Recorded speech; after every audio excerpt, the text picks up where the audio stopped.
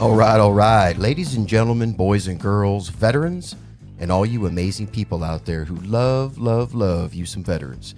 Hey, welcome to another episode here on Heart of a Volunteer Veterans Podcast. I'm your host, Chris, and we're here with Dan Hurd as our veteran co-host. He's pedaling across the United States to build a veteran suicide awareness. Stick with us, folks. You do not want to miss this episode.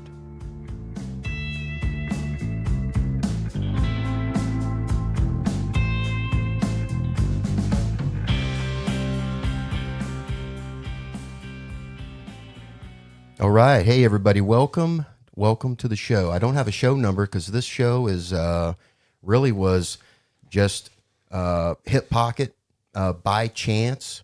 Our co-host today was just pedaling through town, through Stillwater, and we got a chance to interview him. Dan, welcome to the show, my friend. Thank you very much. I appreciate the opportunity. Hey, you are only the second guest that we've had actually in the Treehouse studio. Really? Yeah, everyone else is a phone call. So I'm glad you got to be here, man. Me too. It's been a good time talking to you and getting to know you.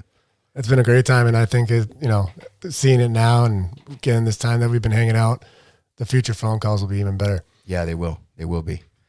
All right, so ladies and gentlemen, we're just gonna have a conversation here with Dan and talk about his great effort that he's putting out there in one pedal at a time.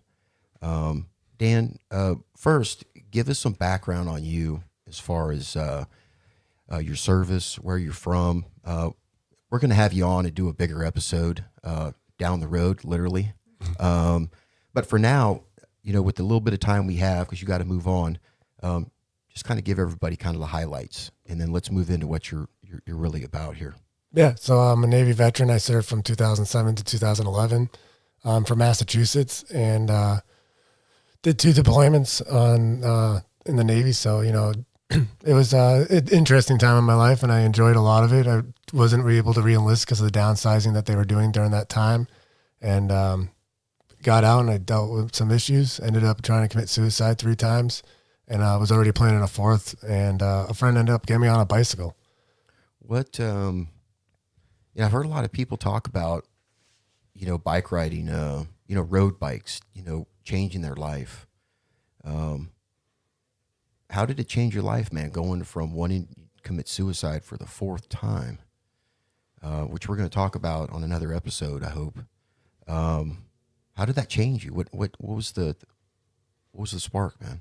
So originally it was just more so just my buddy getting me to go out. He had tried for many years to get me to ride bikes. I rode a Harley, so I thought that I was above cycling. I did start out on road bikes, but biking in general, depending on what type of biking you want to do, a lot of people around here do gravel biking. In Colorado, they do a lot of mountain biking. Right. So it just depends on your terrain and depends on what you're comfortable doing. But so yeah, any type of cycling is great. For me, it was road cycling. Started out at first, it was fun, but it didn't really affect me the way that it did later on. Yeah. It was actually my 3rd ride with my buddy that got me going, and I was riding his bike. I didn't even have a bike yet. And we did 166 miles in the course of a weekend on Cape Cod, and it was the last day back. We were about 40 miles away, and I was just telling him I couldn't do this. I was struggling. Yeah. And we stopped, and he's like, hey, man, it's one pedal at a time. It's just remember left, right, left, right. Yeah. And as long as you keep that in your head, we'll be home. And sure enough, I just kept doing that. And before I knew it, we were back at the place. And that really got me to a point where it really inspired me. Yeah. And for whatever reason, one pedal at a time stuck in my head. And that kind of carried over to my daily life. All I wanted to do was bicycle. At this point, it was the best addiction of my life. I got addicted to cycling. Yeah. And so for me, it was a lot of getting that opportunity to get people to see what I was doing. Plus, I lost a lot of weight. I was getting healthier. Yeah. So I was seeing improvement in my life physically and mentally. That 4th attempt faded away. And 8 months later, I decided to 8 months later, I left on this journey of a 3-year journey to do the lower 48 states. And this is state number 36. I've been on the road now for 20 months, just over. And, yeah, about 14,000 miles. So it's been pretty amazing. Man, I cannot imagine. I can't imagine going that long on a bike. Yeah, no, like I tell people all the time, if you told me 2.5 years ago that I was going to bicycle, and never mind bicycle around the country, I probably would have laughed at you, because in my mind, there was no absolute reason for me to be on a bicycle. Yeah. But it's such a rewarding thing for me. And, it doesn't matter what it is. It's physical activity, something that engages your mind and your body. Physical and mental are just as important. You got to work on that. And, a lot of us forget to do that sometimes. And the ones that are doing it, we just got to do it a lot sometimes to stay on that positive side. If I stop riding for too long, I start feeling sad again. I'm not cured, but I found something that works for me. And, I'm showing people that. I tell my story for what I've dealt with throughout my life and my issues, and show people how, by the third suicide attempt, I really didn't think I had any purpose in this life left. Right. So to find this and be able to give other people that inspiration to talk about their stories and encourage other people to listen to other people's stories, right? Get that conversation going, it saves lives, and, and it inspires other people to continue going. So it's like, I've been told this a lot. It's like, I'm a spark. Yeah. That's riding around the country, interacting with people, encouraging them to do something a little different, or just be willing to understand that there are people around them that struggle and try to do it on their own. And we just have to reach out. Right. And if they reach out, be willing to listen. And so much people, it's like people are saying, I'm starting little human wildfires almost. It's spreading through the communities, and people interact with people, and, it's building a better community, and it's building opportunities for people to get the help that they need. And, the more people that tell their stories, the more people that be willing to listen, the more people that it's a trickle effect. It just got to keep going. Yeah. And that's what I really hope for. Can you, we were talking on the walk over here, about a situation that happened to you on a bridge. Yeah. You want to talk about that? Yeah. It's an amazing story. It's an amazing story for me. And every time I talk about it, I get a little bit emotional. But it was it was early in my journey on this trip. And, I had a woman that I just crossed over a bridge, and it was about a half mile away from that bridge. I was passing a woman, and, she acknowledged what I was doing. So I turned around, and, at this point in my journey, I wasn't really comfortable talking about my story. But I had decided at that point that I was doing it for suicide awareness. And as that developed, from other people, it got more detailed and everything else. So it helped me grow. But with this woman, it was a quick 2-minute conversation. I told her I was riding for suicide awareness, told her to have a great day, and went on my way. Several days later, I got an email from her saying that she wanted to say thank you for talking to her, that she ended up going to the hospital for 3 days to get checked out and stuff, because she was walking to that bridge to jump off of it. So it really did get more inspirational to do this journey. And, I didn't even talk about what I was dealing with her during our conversation, but just somebody acknowledging them, saying hello, having that quick conversation inspired her to keep going. So since then, I've had 11 people that I've crossed paths with throughout this country so far that have told me, or know that they were dealing with, that they were on their way to commit suicide. So 11 people there, and then 44 people on social media that have told me that they've been inspired and were on their way to go commit suicide when they were either found my page or somebody recommended them talking to me through social media, or seeing me on podcasts and or news. And so 55 people are still fighting because of this journey, and so that's what keeps me going now, and it's inspired me to want to do more. And 36 states into it, I'm pretty happy with that. I would have been happy with just saving my own life, and I'm honored to be able to help other people see the light and encourage other people to see the light. Yeah, I'll tell you what, Dan. If you're given people half of the perseverance and resiliency that you've got, those 55 people are lighting more fires. I'm proud of you, man. I'm honored to be here with you. I appreciate it. Like I said, it's an honor to be on this journey. I started this again for my own well-being. I needed to figure out my own life, and not that it's forever figured out. This is just a stepping stone to the next step. It's up to me to keep going. I think you're right, man. I think a lot of veterans fail to to focus on themselves, to get to know themselves. For some of us, 200 miles on the weekend, just inside our own heads, like you said, one pedal at a time, one struggle at a time. Yeah. One thought, one moment. Yeah. It's all one breath. And the thing is, we were talking about how when you travel around, you're constantly meeting people that are getting into your life. You're getting into their lives. And those kind of, I envy you, man, because you're getting the chance to talk to people from all over the country, different perspectives, different ideas of the struggle that people go through. And that develops some deep meaning that you have to have time to process it. And you're getting an excellent chance to do that. You know what I mean? 14,000 miles. Yeah. Well, on top of that, I've had a lot of positive things happen for me. Like, again, everything that I'm doing in the last 18 months.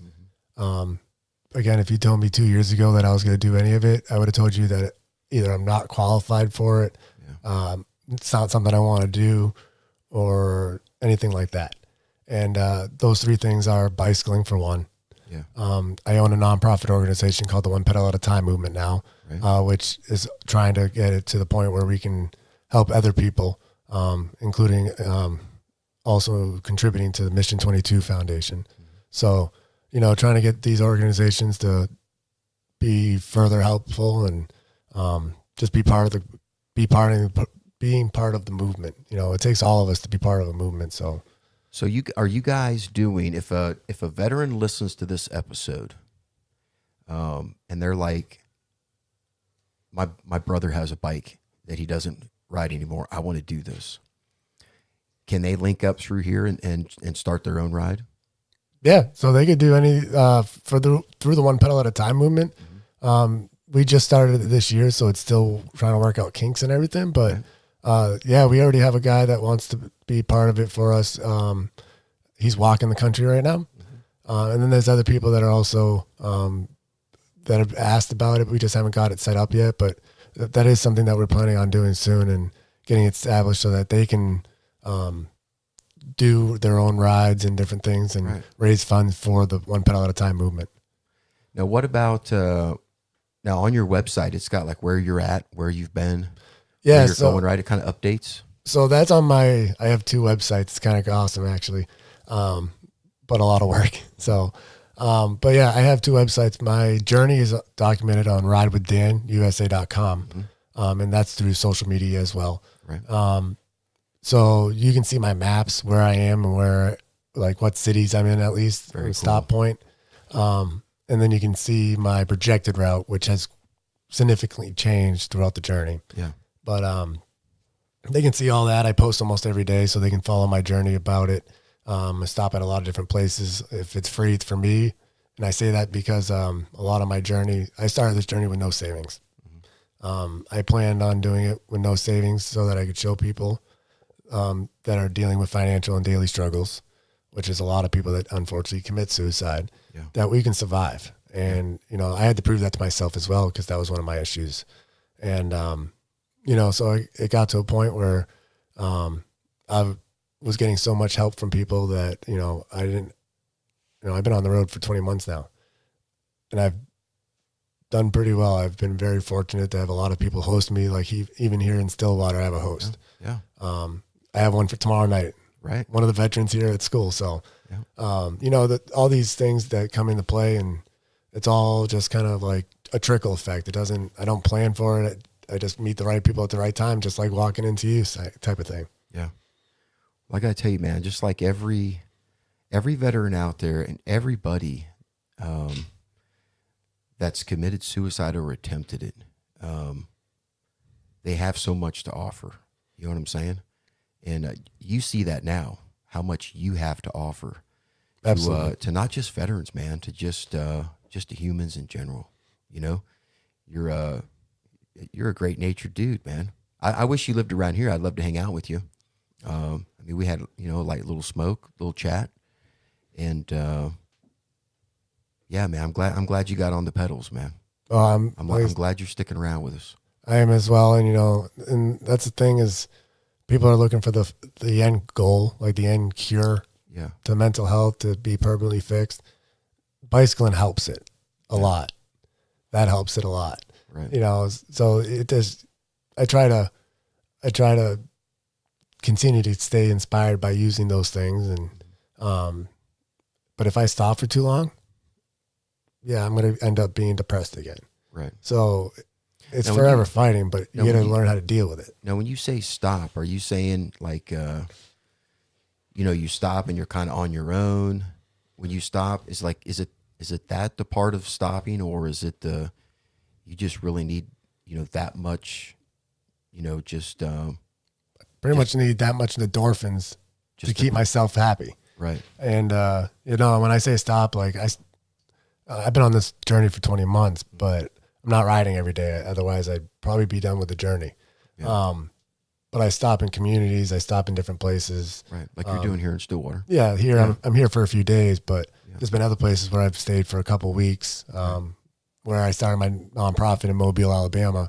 I was there for 5 weeks. Okay. So, there's different places where I've stopped, but the longer I stop, the more I need to do something to keep myself going. I got you. Otherwise, I do deal with long-term depression. I still deal with that. But that's the thing is, we learn how to have coping, and we need to tell our stories. And that's what I've learned to do, is get more comfortable talking about it and getting more people to understand that it's okay to talk about it. As long as we talk about it in a casual manner, almost anybody's willing to listen. If they're not willing to listen, it's because they're probably dealing with their own thing. Yeah, absolutely. That's a good point, man. So a lot of people just think they're blowing them off, and unfortunately there are people that do. But in most cases, you should assume that they're probably dealing with something if they're not willing to listen. Right. And maybe they just can't handle what you're dealing with. And unfortunately, there are still people that don't understand what veterans go through. And and a lot of people, I try to make them understand it doesn't matter if they're a veteran or not. A veteran will understand a little bit better, especially just being in service. There's things that Army guys will understand better with Army guys, and I may understand some because I'm a Navy guy, but I may not understand all of it. But as veterans, we understand it because of the brotherhood and sisterhood. Right. Yeah. So it's that family. It doesn't matter if we served a day together or not, or if it was 50 years apart. Yeah. As soon as you hear the veteran, you're like, "Hey, bro," or "Hey, sis, what's going on?" Absolutely. Immediate family. Doesn't matter what it is, and that's important. It's important to keep connections. Yeah. But at the same time, don't be afraid to talk to somebody that doesn't understand. Just put it in layman's terms. Yeah. Get your point across, but you have to help them see it. Yeah, and you just describe it a little easier for them so that they can link to you, so they understand the emotion of it instead. We can it doesn't matter what we've dealt with in life, we can understand emotions. Yeah. It may have been different reasons those emotions happen to us, but almost anybody can understand those emotions. Right. And if we break it down to those simpler characteristics, you can connect to anybody. Yeah. And yeah, that's good stuff, brother. Hey, so the maps. If you're coming through a veteran's area, can he or she link up with you and and ride a couple of 100 miles with you? Oh, absolutely. Just kind of chat with you. So you got people that do that? Yes. It doesn't happen as often as I'd like. I honestly, when I tell people what I'm doing, they think of Forrest Gump. Yeah. My name's Dan. So even when I was in the military for the last over a decade now, my nickname's been Lieutenant Dan. Right. And, my new legs is my bicycle. That's my new life. And it's really giving me life, which his new legs gave him new life. Right. So a lot of metaphors in that, but it works out really well. And so, taking all that into play, it's just, I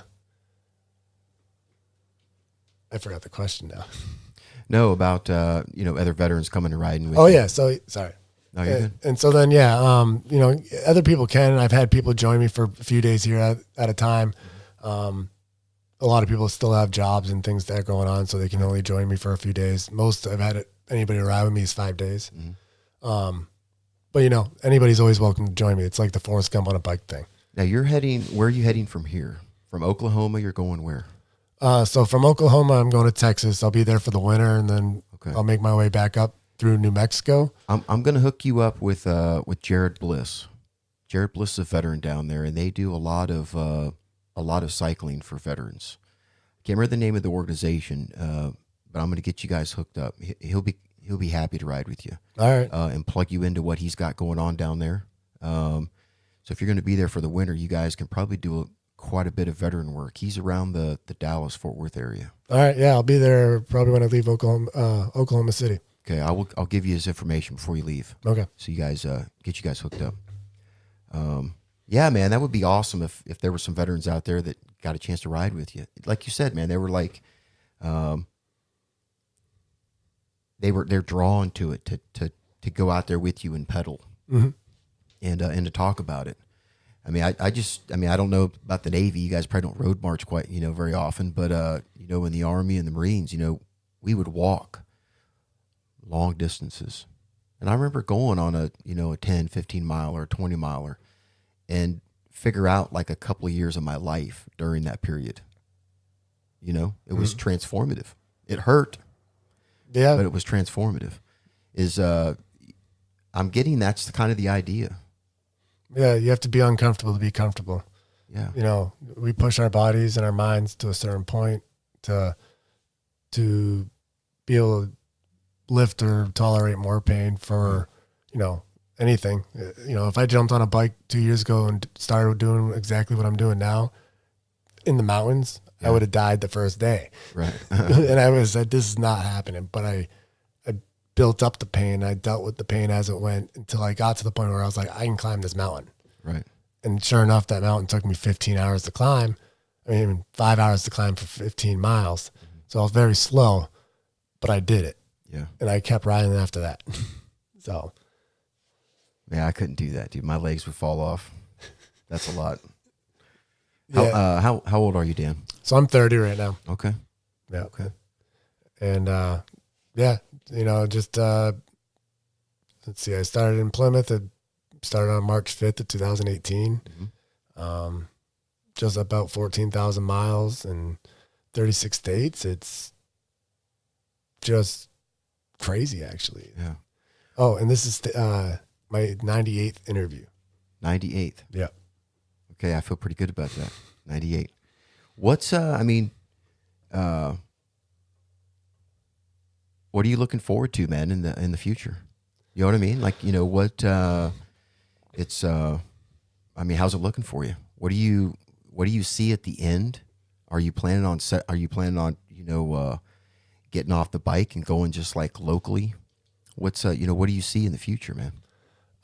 So I forgot to mention my third thing that I did that I didn't do before, and that was speaking engagements. Right. I go and speak to different places that, a lot of it right now is by chance, as I roll into places, but, I call this my training in progress. So, I've only been doing it for a year now, but I've done quite a few speeches in different colleges and different high schools and communities throughout the Midwest and area that I've been in all year. Right. So I'm hoping that I'll be able to continue that. If not, I also want to potentially try to go around the world. This is not just a U.S. problem. Right. It's a world problem. And so I'm trying to hopefully be able to get sponsorships and stuff for that going, and really try to make a difference more than just here. And, obviously this journey was America's first. So doing that one first. And as that one develops and starts getting a little bit better, I can continue going.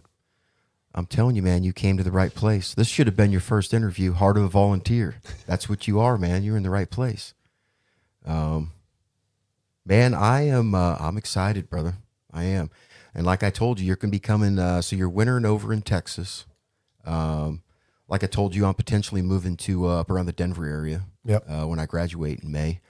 So we're going to have to get together when you come up through Colorado area, man. Well, I saw your map where you're coming through, so we're definitely going to have to link up. And it'll be perfect timing because I should be in that area by May. Okay. Depending on all the season, really, how bad it actually is. But I plan on trying to get through like New Mexico in April. Okay. Yeah. We'll sit down for another episode, man. But we'll do some more out there on the road. Mm-hmm. And here's, let me challenge you with something, okay? Because like I said, I'm a philosopher in training, and but man, I like the profoundness of somebody just thinking of something in their mind and speaking it. While you're out there and you're pedaling around and you're thinking through these challenges that you've got, these people that you come in contact with that change your life. Take a moment to write those down and come on and share them with us. Either in something I can record, put some music on, and just use it for motivation for veterans and our civilian listeners that listen. We have a lot of civilians that love them some veterans, man. They love what we give out. You know what I mean? We've been through some tough times, and you're living proof, man, that we're out there banging it out. A lot of veterans, they do it on the inside, and you're out there living it, just chipping away at it, and everyone needs to see that, man, because it's important. So we definitely appreciate you out there getting after it, man. Absolutely. Like I said, I'm blessed and honored to be able to do it. Blessed that I have this opportunity to save my life, and honored to help others. So yeah. What's the plan for? I got to go to class and turn in a paper here pretty soon. But what do you got? What do you got next? I don't know. I'm probably gonna go to the museum. Check out the museum here. The wrestling museum? No, I went to that already. Did you? Yeah, I went there at 9:00 this morning. What'd you think? I liked it. It was interesting, Yeah. interactive, so it was pretty cool. What about the campus, man? What do you think? You don't have to say you like it and it's the greatest campus ever. But No. I mean, whatever you think. I think it's, on my journey wise, it's one of the bigger campuses that I've been to. Really? Okay. At least while in school season, because a lot of the campuses I've been to are in the summertime. Oh, I got you. Yeah. At least in the areas that I've been in with the big campuses, and so they aren't as busy. Right. So this is the busiest one I've seen. Yeah. I have a business degree, and it was my school. I went to University of Phoenix in Boston. Yeah. So my campus was the third floor of this building. Right. And I grew up near near Boston College and Harvard and stuff. So it's a busy campus there, but it's different here, especially being on a bike. So it was pretty cool, and seeing the different things around here. I'm used to those campuses because those are home for me. Yeah. So it's a little different, but and this is you'll notice like these Midwest campuses. It's like this is a land grant college, so the land was like given over for university, but it's like it's on the prairie, man. It's like there's no like mountains cutting off one side of the campus from the other. You could look across the whole thing if there wasn't so many trees and buildings. Yeah, just go up like 50 feet, you'll see everything. Yeah, and it's nice and it's nice and smooth. They got a nice layout, and of course we got some just top notch athletic facilities here. Yeah, you guys do. Baseball field going across the street over here. That's gonna be crazy. I saw that when I came in. I saw that, and then I saw the football stadium, but I thought that was the baseball stadium. I was like, that looks brand new. Why are they building a new one? Yeah. Hey, this new baseball field they got over here, they're vying to try to get the like the College World Series here. Really? because they've got they got seating in the outfield. The old field they're coming from, it's just got a wooden wall in the back. So it's bush league, you know what I'm saying? Yeah. Or weak sauce as we call it. But so they're stepping up their game. Nice. This thing's top notch. Yeah, it looks Top pretty notch. intense looking. Yeah. I'll tell you what, when I move out of here, this would be a great place for a baseball player a couple of baseball players to move in, man. Got a loft up here. I know, I saw it. Got this here. Close Perfect. to the stadium. Too easy. Doing a plug. I'm doing a plug for my landlord. Got to do that sometimes. Yeah. Get a couple of dollars off my rent. And then, so a couple other things. So if anybody wants to follow my journey, they can check me out at ridewithdanusa.com. The nonprofit, which is 501c3, is the One Pedal at a Time movement, and they can see that at opaatmovement.com. Right now, I'm also doing a t-shirt order. So I'm ordering t-shirts for people, and the proceeds go to the One Pedal at a Time movement until December 8th. Okay. And it's the front of the shirt's the suicide ribbon with Live to Ride, a ride to end suicide on the front of it with a little bike infinity on it. And then on the back, it's the OPAT logo. Okay. So people will be able to order those until December 8th. Can they get those on the Facebook page? Yeah, so they can what they'll ultimately do is be able to see those on the Facebook page. I'll be sharing that until the 8th. But they'll ultimately be emailing me so I can get their information and send them their invoice for the t-shirts or t-shirt. Okay. And then on December 9th, I'll order the shirts, and it'll be a month after that they'll have them mailed to them. Okay. All right, everybody. Hey, I'm gonna post all these email addresses, and you can find Dan, Ride with Dan USA, on Facebook, Instagram, Twitter, and on YouTube. You do a lot of videos on YouTube? Most of them are interviews. So even this, I'll put I'll probably do one of the university area stuff, what I did for the day, as the slideshow of photos that we'll have the background of. Gotcha. We'll get a picture too, man. Absolutely. I'd like to throw a picture up and link it over to your account and all that good stuff. Man, I'm proud of you, for starters. Thank you. For standing back up, and getting after it. And the other thing is motivating people. That's what we do here on the show. At least we try to. And you're out there doing it, shaking people's hands, motivating people, being an example that people can see. And man, it's an honor to be here with you. And we're going to stick in touch. If you need anything, let us know, man, because I can definitely get. We got like 15 listeners of the podcast. I'll get all 15 of them. Help us out. All right. All right. Plus, you're going to help us get our numbers up, man. I appreciate that. Absolutely. All right. Yeah, I got about 3,500 followers or so. We'll probably get maybe 3 out of that. It'd be good. Hey, what do you got for the listeners, man? What do you got in closing for them? Well, if anybody out there is struggling, it's important to reach out for that help. Get the help that you need. Tell people that you're struggling. The more people you tell, the more opportunities there are for help. So, and also be willing to listen to other people. We can all make an impact. That's right, man. Dan, thank you for coming on the show, man. And stay blessed out there on the road. Absolutely. Stay blessed, brother. Thank you. And we'll stay in touch. Thanks, Chris. Hey, ladies and gentlemen, amazing, just luck. I was going to class, and I got a text and said, hey, Dan is down here in the Student Veterans Organization. Remember, they sponsored an episode 2 episodes ago. Once again, SVO doing great things. Reached out to the podcast and said, hey, Dan's down here.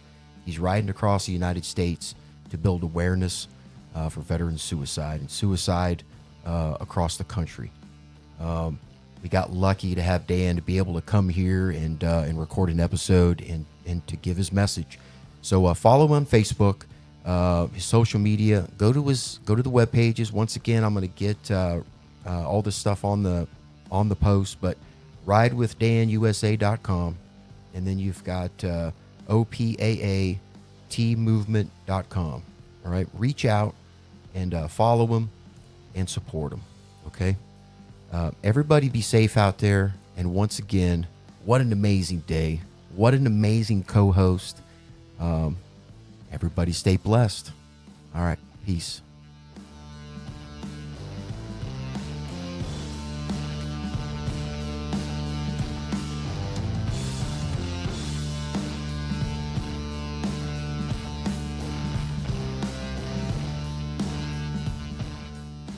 Heart of the Volunteer, copyright 2019.